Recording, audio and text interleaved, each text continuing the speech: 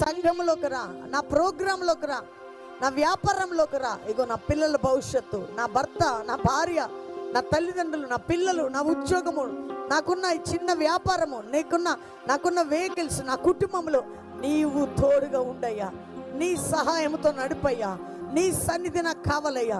ఇదిగో ఇది కోల్పోయానయ్యా, ఇది పోగొట్టుకున్నానయ్యా, ఇది నా జీవితం జారిపోయిందయ్యా, ఇది నష్టపోయానయ్యా.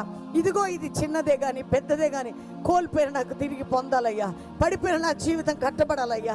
ఇదిగో కృంగిన నా జీవితం లేపబడాలయ్యా.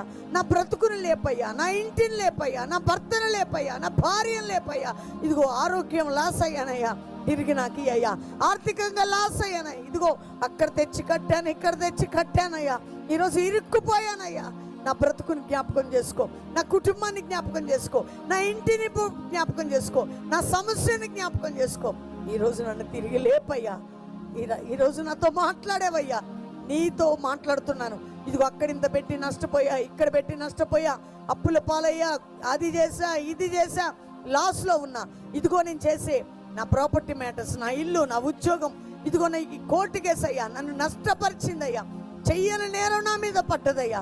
నాకు సహాయం చెయ్యి. ఏ విషయంలో కృంగిపోయావో, ఏ విషయంలో కృషిస్తున్నావో, ఏ విషయంలో ఓడిపోయావో తిరిగి దేవుడు లేపడానికి ఆయనతో ఆ శిష్యుడు చెప్పినట్టు, యేసయ్య దగ్గర శిష్యులు చెప్పినట్టు, ఇదిగో పేతురు వచ్చి యేసయ్యతో చెప్పినట్టు ఈరోజు నువ్వు చెప్పగలిగితే చాలు.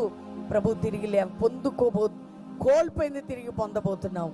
ప్రార్థన చేసుకుందామా తండ్రి. ఎంతమంది బిడ్డలు వారు ఏడుస్తూ ప్రార్థిస్తూ వారి జీవితాల్లో అయ్యా కోల్పోయినవి తిరిగి పొందాలి, పడిపోయిన చోటు నుంచి లేవాలి, తప్పిపోయిన చోటు నుంచి రావాలా.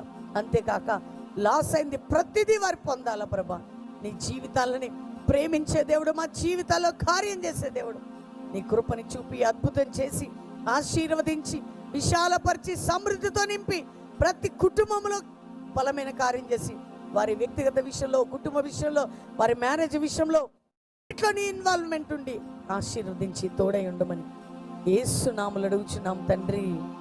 ఆమెన్.